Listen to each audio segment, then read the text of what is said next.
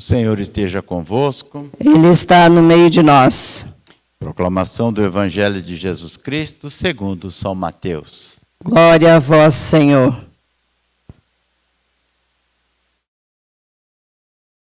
Naquele tempo, disse Jesus aos chefes dos sacerdotes e aos anciãos do povo: Que vos parece? Um homem tinha 2 filhos. Dirigindo-se ao primeiro, ele disse: Filho, vai trabalhar hoje na vinha. O filho respondeu: Não quero. Mas, depois, mudou de opinião e foi. O pai dirigiu-se ao outro filho e disse a mesma coisa. Este respondeu: Sim, senhor, eu vou. Mas não foi. Qual dos 2 fez a vontade do pai? Os sumos sacerdotes e os anciãos do povo responderam: O primeiro. Então Jesus lhes disse: Em verdade vos digo, que os publicanos e as prostitutas vos precederão no reino de Deus. Porque João veio até vós num caminho de justiça, e vós não acreditastes nele. Ao contrário, os publicanos e as prostitutas creram nele. Vós, porém, mesmo vendo isso, não vos arrependestes para crer nele. Palavra da salvação. Glória a vós, Senhor.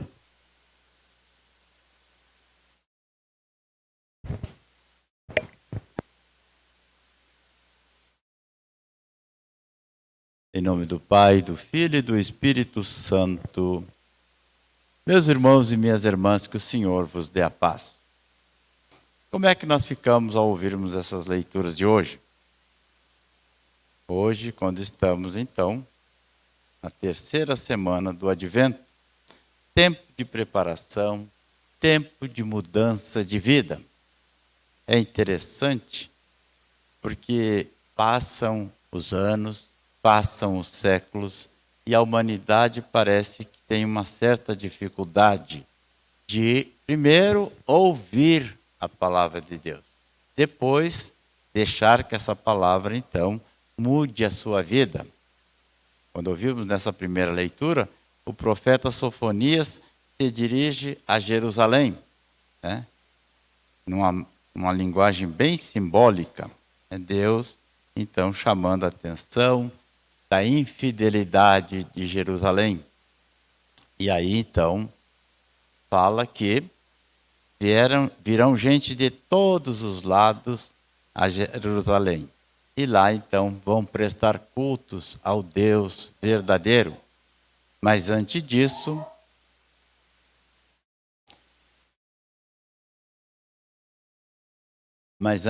nós somos chamados a ouvirmos, então, o que o próprio Deus fala, né, contra Jerusalém.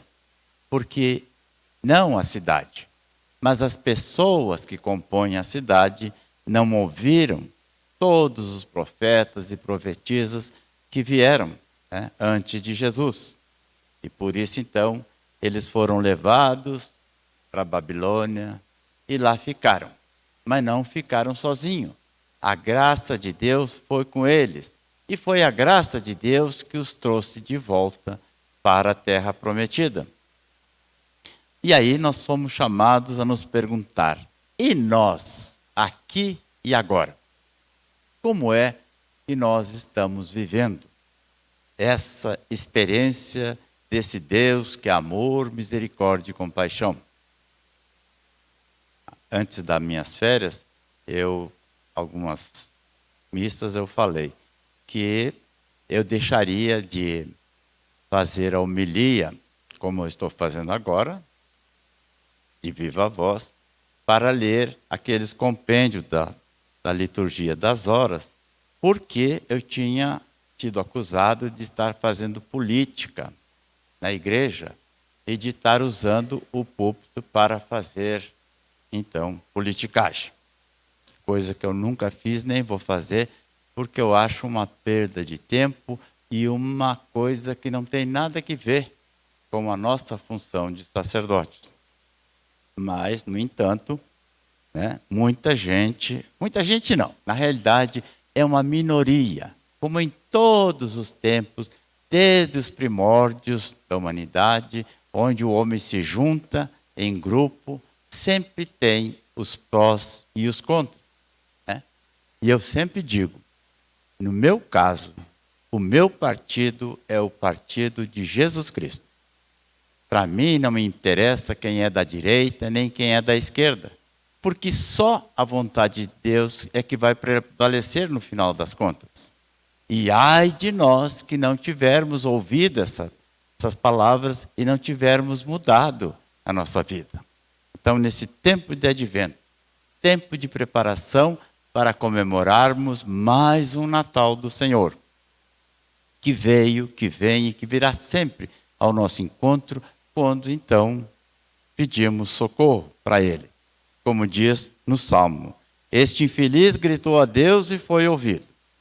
Oxalá todos nós gritássemos a todo pulmão por Deus, para que Ele viesse em nosso socorro, mas para que Ele viesse em socorro do nosso Brasil, das nossas crianças, das nossas famílias, né? Tão abandonadas, tão relegadas ao esquecimento, porque nós, ocupados que estamos com politicagem, né? Então esquecemos de prestar culto ao verdadeiro Deus, ao único que pode nos trazer a salvação, Jesus Cristo, o Filho de Deus, que é Deus também. Então, por isso a importância de, nesse tempo de advento, fazermos uma parada e tentarmos entender como é que estão as nossas atitudes. Todos vocês viram e comprovaram, né, doloridamente, como foram esses meses que antecederam as eleições. E até depois das eleições, pessoas brigando nas próprias famílias, até dentro da igreja. Até no clero, pessoas ficavam uns contra os outros por causa desse ou daquele partido. E o mais interessante, ou melhor, o pior de tudo, para a tristeza da gente, é que as pessoas esquecem, então, de prestar culto ao verdadeiro Deus. Porque esse mundo em decomposição que nós estamos vivendo, não é de hoje, está cada vez mais nos afastando um dos outros. Cada vez mais está nos levando a vivermos isolados, em guetos, em grupinhos e tudo mais. Basta a gente olhar nos livros de história e ver então a humanidade toda teve esses problemas desde os tempos mais antigos, né? Eu costumo também dizer que, embora eu não tenha vivido nesse tempo, eu tenho saudade da Idade Média. Porque algumas coisas da Idade Média deveriam estar valendo ainda para nós hoje. Por exemplo, aquelas catedrais que levavam 100 anos para serem construídas, mas não tinham bancos. E com isso, então, as pessoas precisavam assistir à celebração, ou melhor, participar da celebração em pé. Porque senão, como nós estamos hoje, comodamente sentados, podemos cochilar com a primeira leitura, com a segunda leitura, com o salmo, com o evangelho, com a pregação do padre, que está sempre pregando coisas que nós não gostamos de ouvir, porque exige que nós mudemos de vida, não porque ele seja santo, mas porque ele trabalha para o santo, porque ele trabalha para conscientizar a população. Essa é a função dos sacerdotes. Como vocês viram hoje na leitura, né?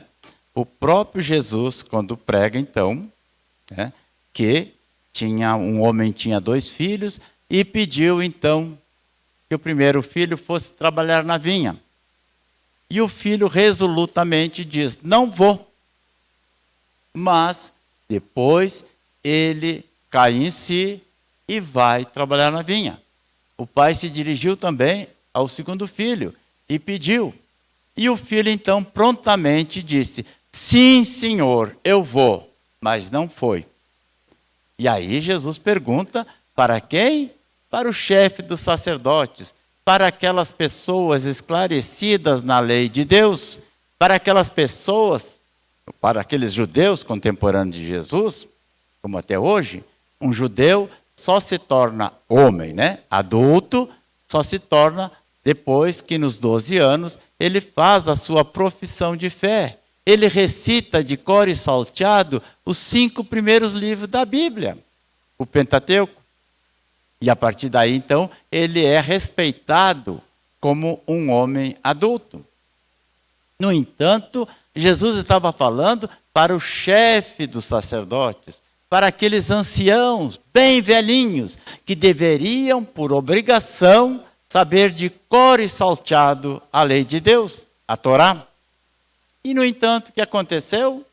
Eles não fizeram isso. Eles fizeram como o segundo filho. Sim, senhor, mas não vou, mas não faço.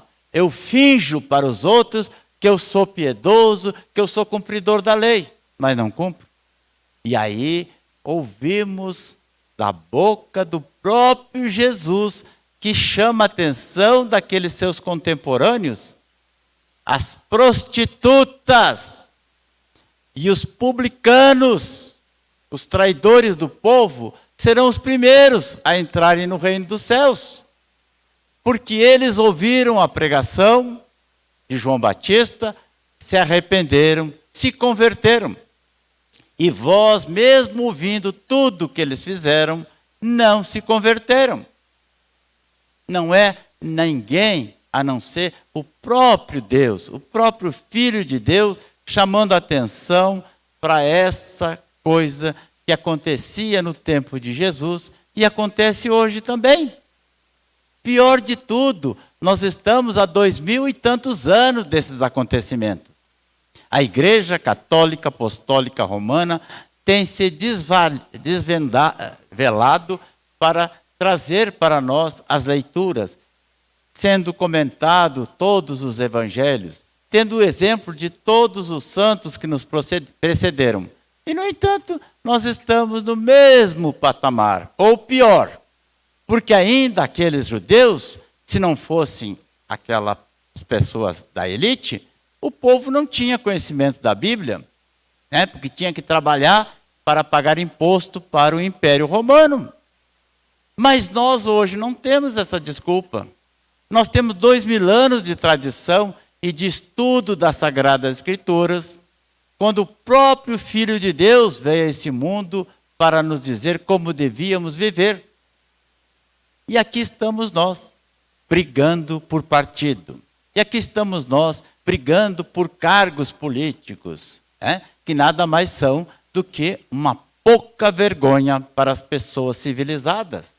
Esses cargos todos que são ocupados por pessoas incompetentes, por pessoas que por politicagem são capazes de venderem até a própria mãe para se darem bem, como nós vimos nessas últimas eleições. E ainda continuam. E aí, então, a pergunta é, que tipo de católicos somos nós? Tem gente que nem sabe que católico, apostólico romano, seguidor de Jesus Cristo, é aquele que é batizado. Mas não só batizado, mas aquele que vive fielmente os ensinamentos do próprio Jesus. Então nós pensamos que isso aqui é um clube. Eu vou quando quero, quando me dá vontade, entendeu? E não tem problema. Eu não tenho compromisso com o clube, né? Muitos de nós adoramos, né? Olha a palavra errada que eu estou falando para chamar a atenção. Adoramos os times de futebol. A gente vê, até aqui na mesa, as pessoas virem com essas camisetas de time. Porque eles estão dizendo, para eles e para todos nós, que é mais importante o time ou o partido político do que verdadeiramente a religião que eles dizem que professam.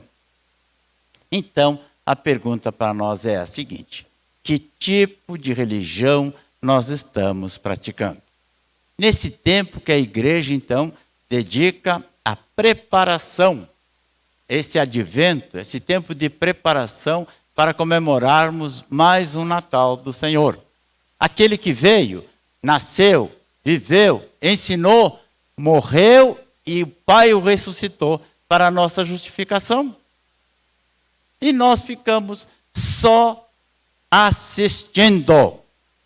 90% de nós católicos assistimos à missa. Quem assiste à missa não pode nem comungar, gente.